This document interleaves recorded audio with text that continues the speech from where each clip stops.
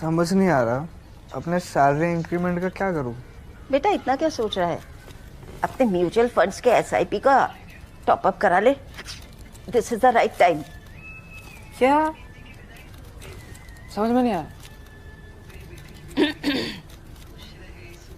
बेटा इतना क्या सोच रहा है? अपने म्यूचुअल फंड्स का एसआईपी टॉप अप करा ले। This is the right time. आप समझा।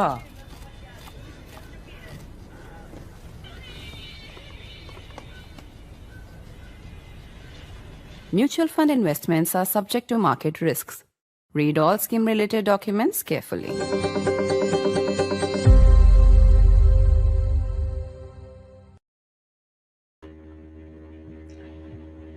If Donald Trump has been sulking with India and Prime Minister Modi over Operation Sindoor or India's refusal to bite the bait on a possible Nobel Prize nomination for the American president, well, he'll be sulking a lot more this week as the images come out of China at the SCO Summit, where the Prime Minister has met with Xi Jinping and will also be holding a separate bilateral with Vladimir Putin.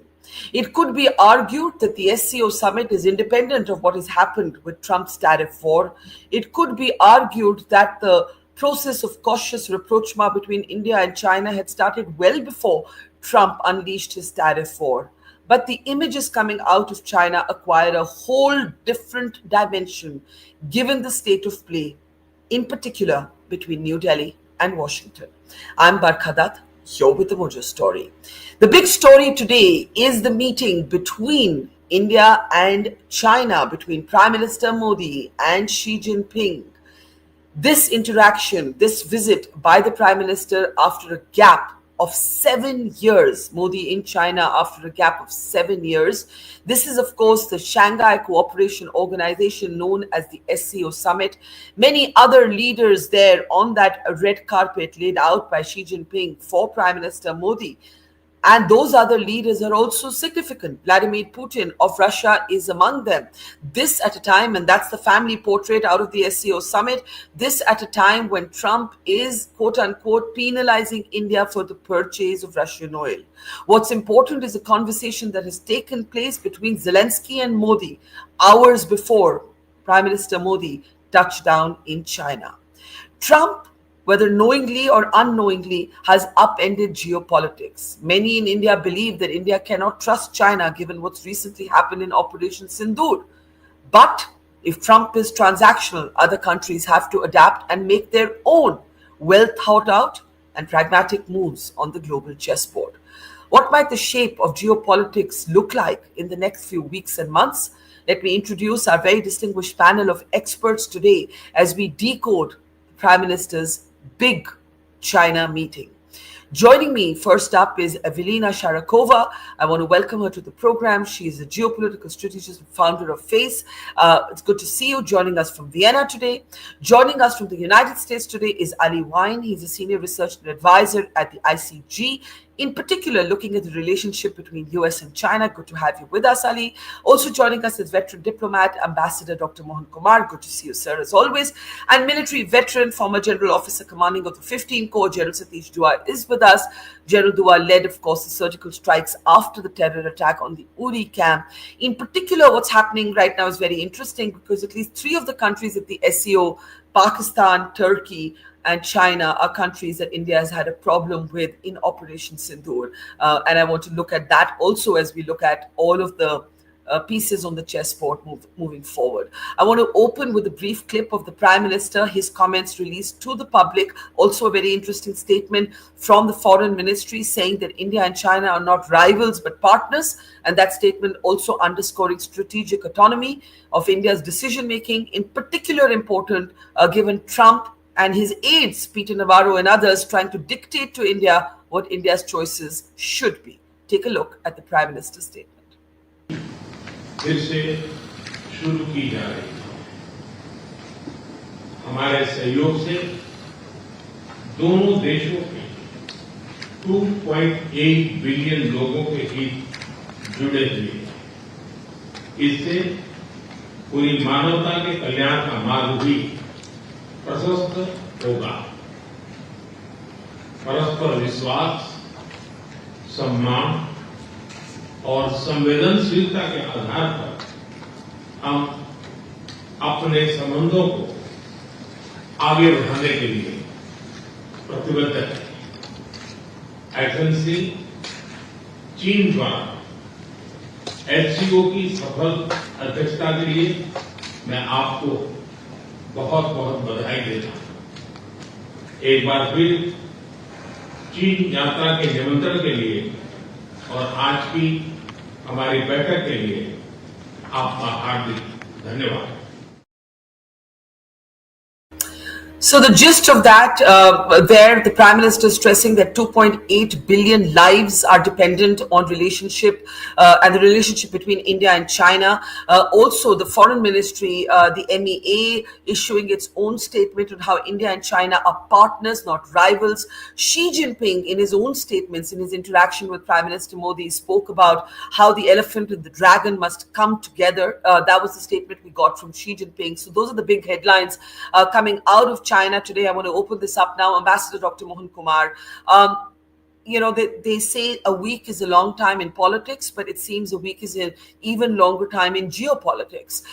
Who would have thought that just weeks after India's military action on Pakistan, Operation Sindoor, where India's army said on record that China was backing Pakistan with live inputs and not just with weaponry, where India expressed its concern with Turkey's support to Pakistan. We have Turkey, Pakistan at the same summit as India. I understand it's a multilateral summit. We've always honored the SCO. I understand this is pre-scheduled, but the elevation with all the heads of state in attendance, I think that's what acquires a new meaning in the backdrop of Trump's tariff war, which seems to be getting worse and worse when it comes to India and America. How do you look at the optics and also the statements coming out of China? So it's very difficult not to understand the optics of the meeting, frankly.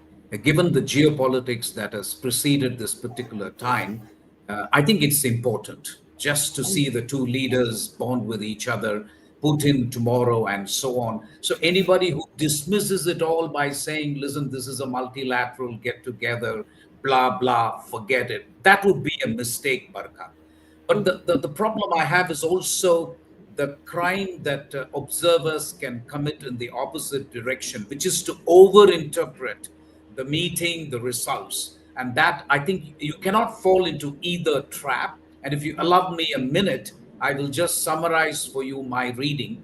I think the biggest rhetorical concession by India is Xi Jinping said in his statement that we are development partners, not rivals. The Indian MEA statement has picked it up and said both leaders reaffirmed that.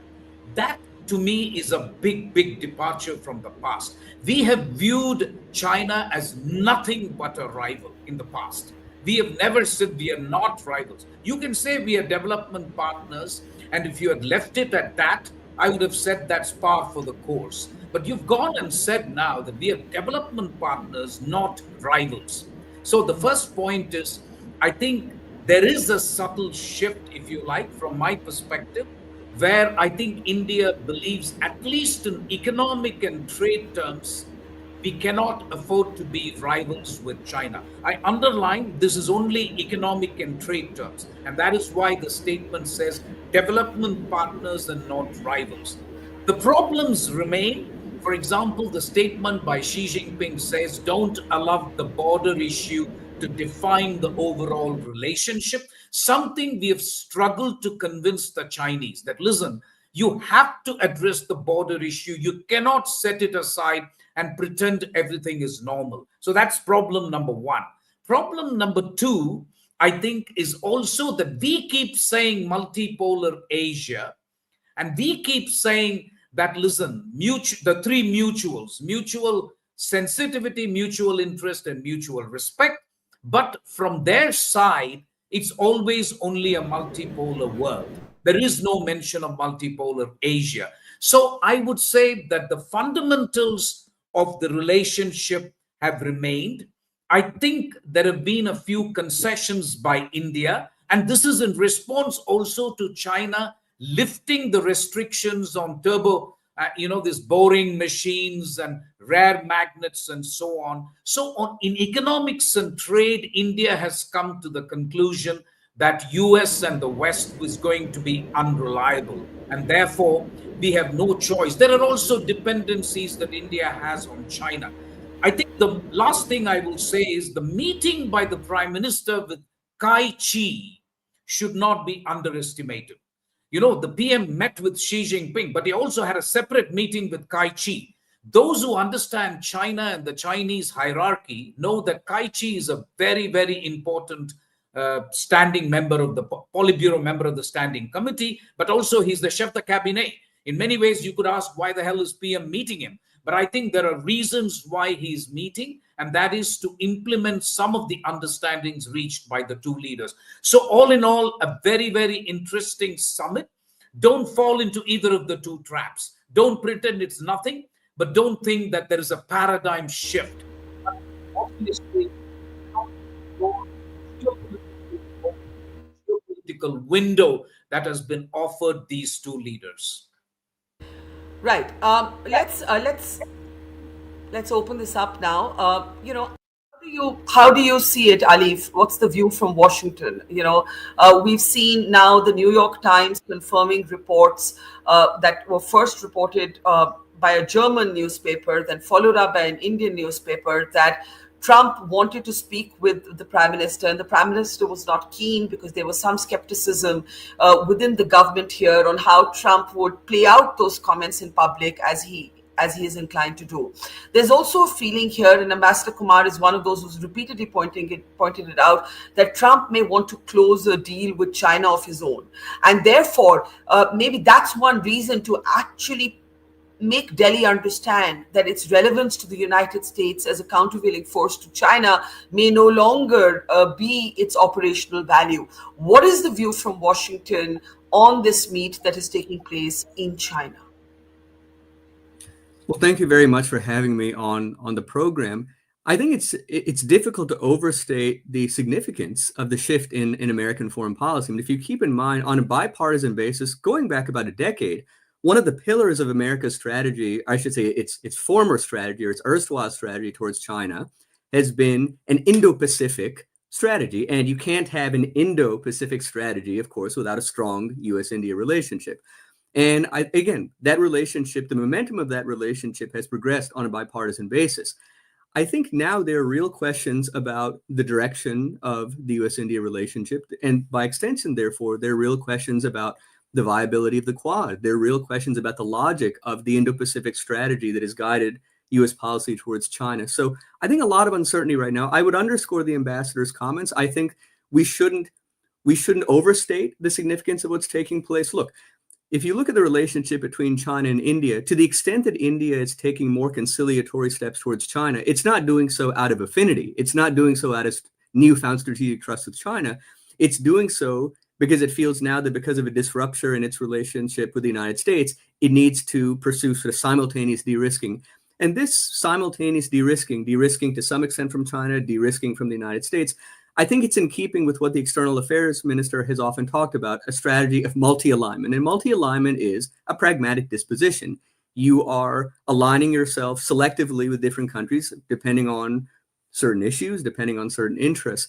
So I don't want to aggrandize and say that now that China and India have newfound strategic trust, but certainly there is, I think, a disjuncture in the US-India relationship. And there are real questions, not only about how the relationship will evolve over the next 3.5 or so years of the second Trump administration, but let's say that we have, come January of 2029, even if we have a next American president who wants to go back to sort of the status quo ante of US-India relations, it's not clear to me that that next president would be able to go back. I think that India's feeling is, my sense is that, look, the United States is now more unpredictable than we had anticipated. And so we have to be much more pragmatic, much more omnidirectional in our foreign policy going forward. I would actually agree with that interpretation. I think a lot of people who know this space say that America-India is deeper than a whimsical individual. However, I think it will take a while before India is able to feel that institutional trust again in a single country. I want to bring in General Dua and then come to Velena. General Dua, one must remember and remind our audience that while this meeting is taking place, there are thousands of Indian and Chinese soldiers standing eyeball to eyeball in eastern Ladakh, in the high Himalayas, and that has happened after what happened in Galwan in 2020. There is also Operation Sindoor, which officially is not over, it is only on pause. Pakistan, we recognize to be from an Indian perspective, a vassal state of the Chinese. The deputy chief of India's army went on record to say that China provided live inputs to Pakistan in this conflict. I don't think many Indians will be jumping to trust China. But I think what Ali just said is probably true, that there's a sense now that don't trust anybody too much. Don't trust the Chinese too much. Don't trust the Americans too much. The values-based, shared values-based foreign policy regime or age is over. Just be extremely transactional, because that's how the world is going to be with you. Thank you, Barkha. Normally it's said that I would say, I'm going to start with your last sentence. Actually, I will end with your last sentence. Don't trust anyone too much. Okay. Yes, we have issues with China. I'm not talking as a military man. Our security issues, you pointed them out very clearly. The first is our border problem over decades, exacerbated 5 years ago by this Galwan and Pegongsu incidents. And our armies in large numbers are arrayed against each other in eastern Ladakh across the LAC. And second is the issue of Operation Sindoor, which is on a pause, not stopped. In that, not only Chinese, give them intelligence and platforms, but they also, their weapon systems and platforms were also used by Pakistan in Operation Sindoor. We have those issues. As a military man, I should stop here by saying that, yes, we have these issues, we have those concerns, and we can't be fully trusting of each other. But as an informed citizen, I also see that while after Galwan, a little climb down on Galwan and eastern Ladakh happened, between India and China, there have been 23 or 24 different dialogues. And we are trying to move on the negotiating table and trying to sort of improve things while our deployments, military deployments, stay.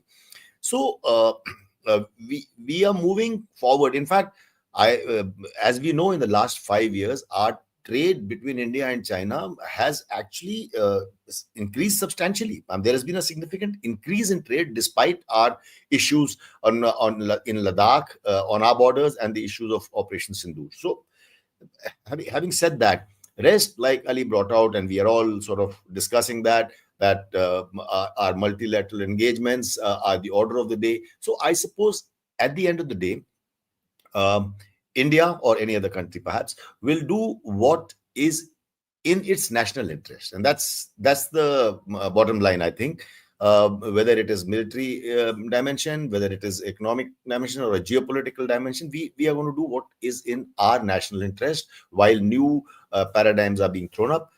And here I would like to end with what you said. Don't trust anyone too much, and that holds very good for military. While all these confabulations may take place, reordering of geopolitical environment may be a tall phrase, but at least this moment will be remembered. I mean, I'm talking of Trump's tariffs now on India, will be remembered as an inflection point going forward if any realignments do start taking place. So the last sentence from my side as a military man again, we cannot lower our guard.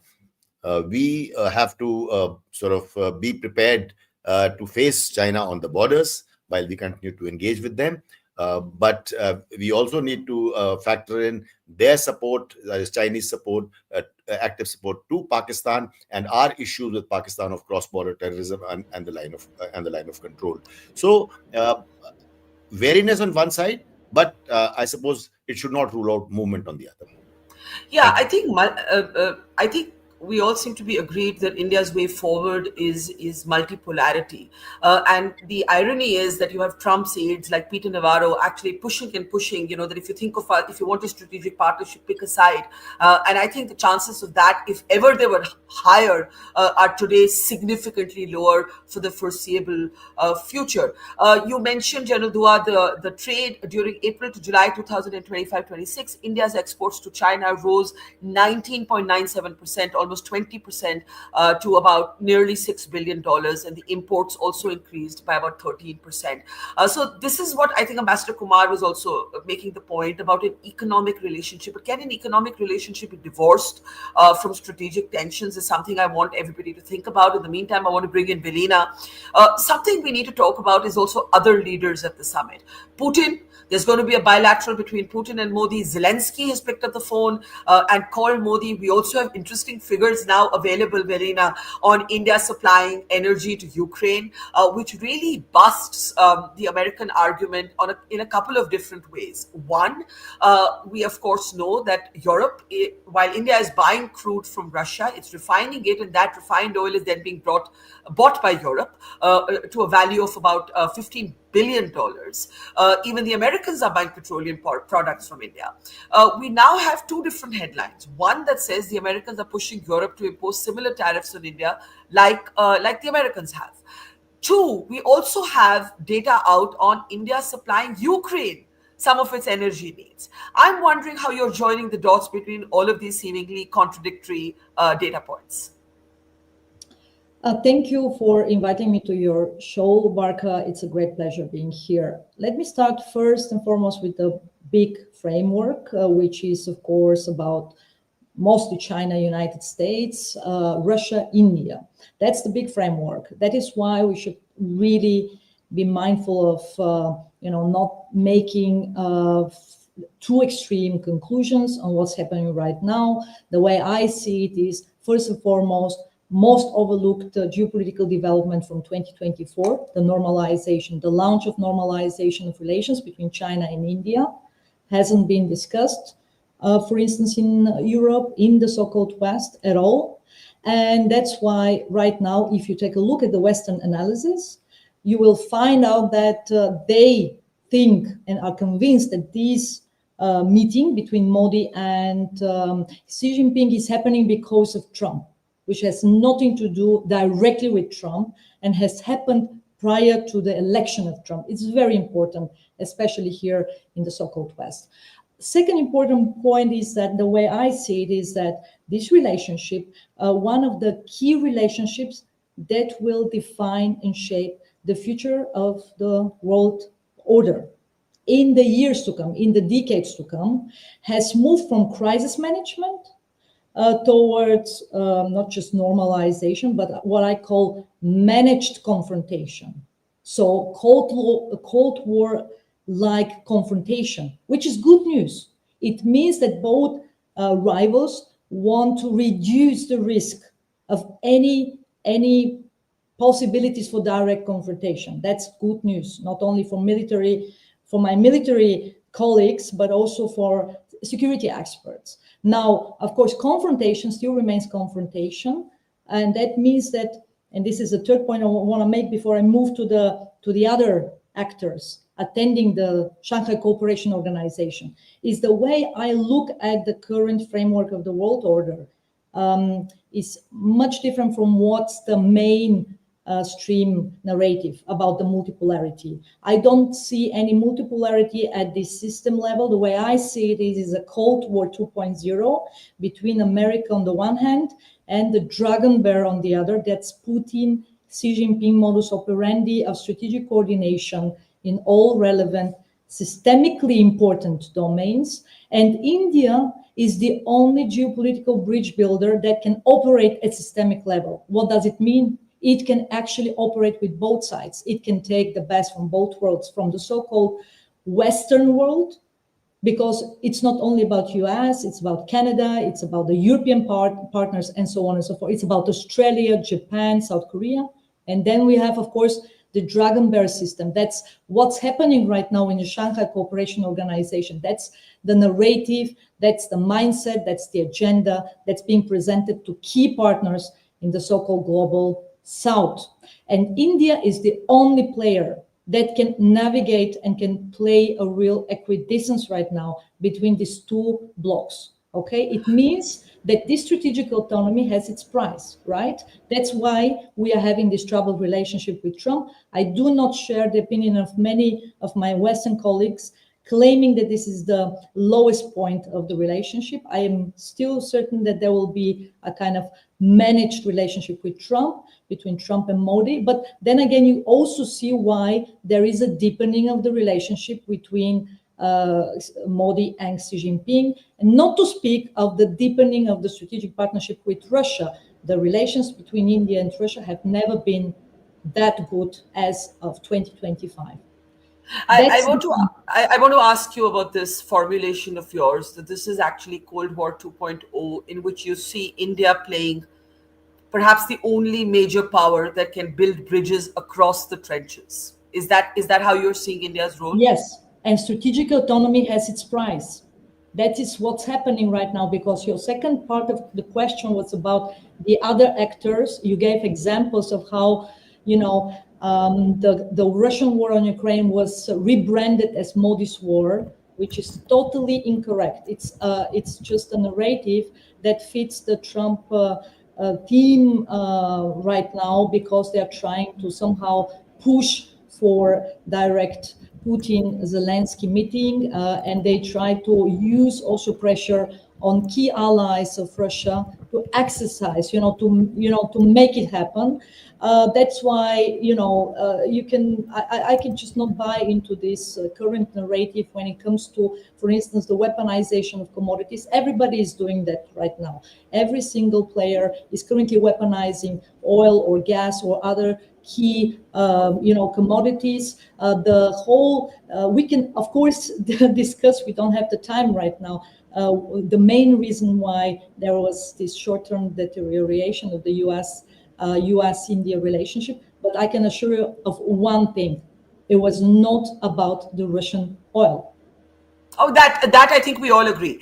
I think nobody here believes that what has happened between Trump and India has anything really to do with the purchase of Russian oil, Velina.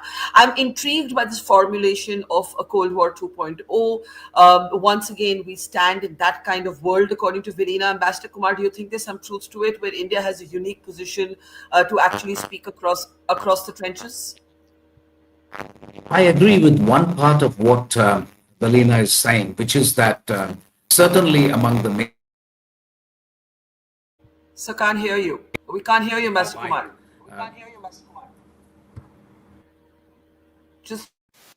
Can you hear me now? Okay, so I agree with one part of what Ms. Velina is saying, I was saying, which is that we, I think, have a unique position as a bridge builder. That part of it, I agree. It may not be that way now because of the troubled relationship with US. I also agree with her, by the way, that this cannot possibly last too long. There are too many interests between India and the US. I think we will come to some kind of agreement. I think there will be a loss of trust, but that's another matter. Okay, so that part of it, I agree. As to her formulation of Cold War 2.0, I tend to have some disagreement with it, because I think we are already in a messy multipolar world. The Cold War 2.0 had a kind of a binary choice, if you like, the Soviet Union, and then there was the US, with very little interaction between the two. I think we live in a much more complex and intertwined world, even with a country like India, which is only a 4 trillion economy, as opposed to China, which is 14, 15 trillion. The services aspect, it is very, very integrated. No matter what the MAGA crowd says, I'm not sure the American economy will do well if they really shoot themselves in the foot in terms of H-1B, in terms of putting pressure on American companies and so on. That will come back to bite them. I also believe, the last point, Barkha, in this segment that I want to make to you, I think India has also not kind of said in this meeting with Xi Jinping that we will do a 360-degree turn. I just draw your attention to the visit to Japan, where we have said things about the South China Sea and the East China Sea. And that will bother China. The Chinese are smart. They would have looked at what the joint statement says in terms of the joint security cooperation between Japan and India. It's also interesting for me that Xi Jinping has used the word strategic and long-term. He says, look at the relationship from a long-term perspective. And that is because he says border issues will take long-term. Don't expect an immediate solution to the problem just now. So all in all, I think this is an event that cannot be underestimated. And certainly both leaders are shrewdly signaling to Trump that, listen, you can mess with us, but we have options. The two leaders have kept their options. They've kept their options absolutely open. It is, despite the power differential between China and India, India can make a few decisions vis-a-vis China, I believe, which can actually cause a lot of discomfiture to the US and the West. So I think it is signaling by two important leaders, and we will see the meeting with Putin tomorrow. That will be another event to signal.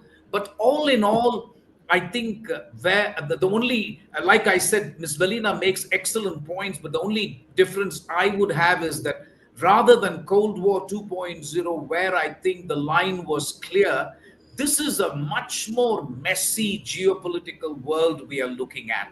It's a multipolar world yet to take shape, with different powers jostling. And you have the three great powers, frankly. Russia has certainly announced itself as a great power, whether we like it or not. Europeans will hate me for saying it, but that's a reality. And then, of course, you have China and the US. And other powers are just jostling for space in this messy geopolitical world that we are seeing. Yeah, I think that's an interesting formulation there about a messy geopolitical world. And I want to take that to Ali, because, you look specifically at US-China relations. And when you hear Velina say it's Cold War 2.0, are the lines that clear in your estimation? Are the lines that clear? Trump, if anything, if Trump is anything, he seeks to be a deal maker. He's probably frustrated right now because he hasn't been able to make a deal at the Alaska Summit. He hasn't been able to come home with a successful announcement. He wanted acknowledgement of a purported role that India denies he played in the brokering of peace between India and Pakistan. So he's irritated on that score. He may want to make a deal with China, is the sense of many of us here in India. I'm wondering how you read that. So, a couple of points. One, I think he definitely wants to make a deal. I think and per his desire to make a deal, there's been a very significant shift, and I think the perceived, and I would say the real balance of leverage between the United States and China since Liberation Day. This was on April 2nd when the Trump administration announced that big initial tranche of tariffs. I think that the Trump administration thought that because China is dealing with a lot of structural economic issues, its baseline level of growth is slowing down, demographic decline is sitting in, the real estate sector is having a number of issues. I think that there was a calculation inside the Trump administration that if the United States were to hit China hard with tariffs and ratchet them up, that China would wave the white flag and say, look, we're going to make some concessions, we're going to recalibrate, we're going to change our economic model. Not only did China not wave the white flag economically, but it's now discovered in recent months it has a very potent source of leverage vis-a-vis the United States, namely rare earths processing and production. And that is a source of leverage for which the United States doesn't have a ready answer, which is why I think we've seen in the past 3 months a series of backtrackings on the part of the United States. Backtracking on tariffs, so bringing them essentially to pre-Liberation Day levels, backtracking on allowing NVIDIA to sell H20 chips to China. And I think that Xi Jinping's feeling is that Trump wants to deal with him much more, or wants to deal with him much more than the other way around, number one. And number two, just on the point of China's leverage, not only vis-a-vis the United States, I think that one of the most significant trends in just the past few months has been China's growing foreign policy space. So if you're China, what do you see? You see that the United States is increasingly pursuing an economic deal with you. You see that India, again, not born out of affinity and not born out of strategic trust, but I think born out of a sense of necessity, is taking an increasingly conciliatory posture towards it. And Russia, of course, is increasingly dependent on China. So I think that if you're China, you feel that your foreign policy freedom of maneuver is expanding. And as you said, I think that the United States was hoping to score, I think, some quick diplomatic deals. It was hoping for a quick deal with China. I think it was hoping for a quick resolution of the Russia-Ukraine war. But I think that short-term deal making, it has its utility, but not necessarily when it comes to mitigating long-term sources of strategic competition.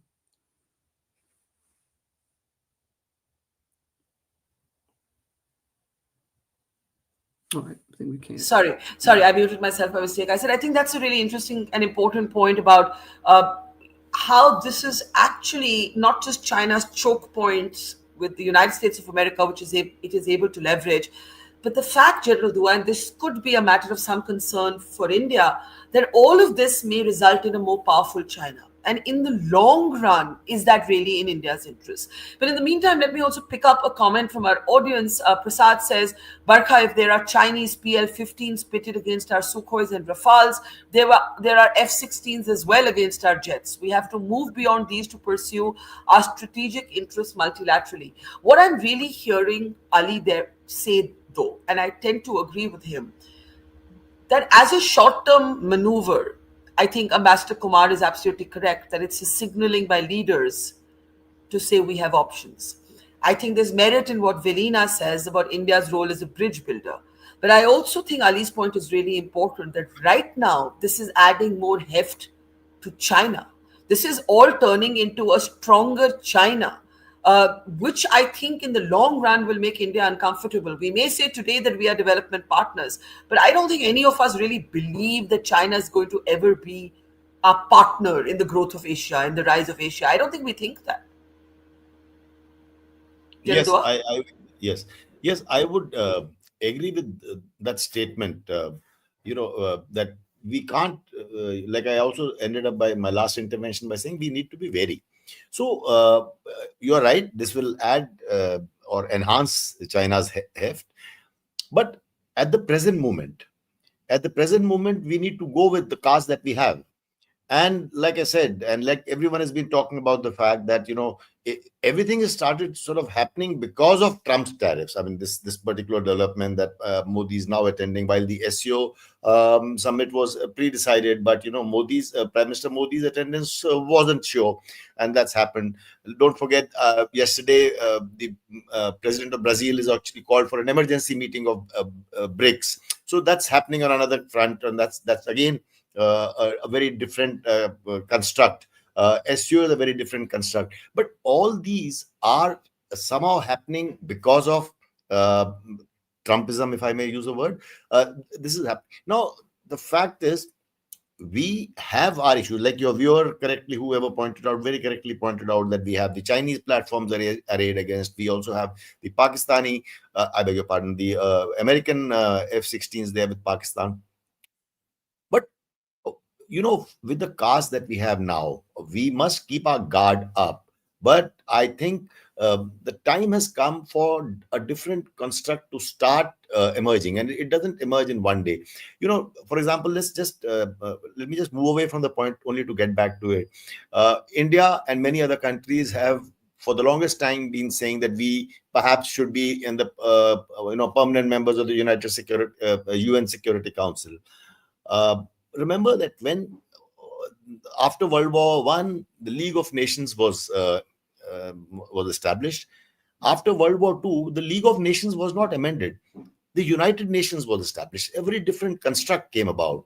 So, whenever things will happen, I think a new or a different construct will come about. Velina has one sort of version of it, and when she said Cold War 2.0. So similarly, we need this. This is a churn, and that's why I said earlier that these Trump's tariff will perhaps go down, not only to India, but mainly to India now that we're discussing, will go down as one of the inflection points where all these churns start happening. So wariness against China notwithstanding, and we must guard against, like you said, China will gain more heft. But every cons that we think of should not hold India back from doing what we think we should be doing at the moment. Yeah, I think let me bring in Velina at this point. Velina, you spoke about a managed confrontation. Even Ambassador Kumar has been, I don't know if he still feels it, has had some optimism that India-US will mend. But look at how, I'm just giving you a sense of the sentiment in India. We have another comment from our viewer, Saurabh. the India-US relationship is headed to a new nadir. The US is now demanding that EU members levy secondary sanctions and tariffs on India for purchasing Russian oil. Time to wake up. And I have to say that, it seems, as you said, not about Russian oil. It seems deeply personal. You have the New York Times now reporting that Trump is personally piqued. It all seems to be linked to some sort of India's refusal to massage the American president's ego, to a refusal to say you played this role in Operation Sindoor, a refusal to say we think you should get the Nobel Prize. And then you have his aides, Navarro and others, doubling down and using very personal language, very coarse language for India. And then you have a sentiment building up. Imagine the Americans are now saying to Europe, you should also impose tariffs, you should also impose sanctions. This doesn't seem to be anything to do with trade. It really seems to have zilch to do with trade anymore. Well, it has to do with trade, of course, but at the core of this, of what's happening with the tariffs policies is actually something else. And it's what's about geopolitical realignment. That means that behind the whole facade of the tariffs policies, you need to finally realize that this administration, and I would argue that it's not going to be only this administration, but for the years to come,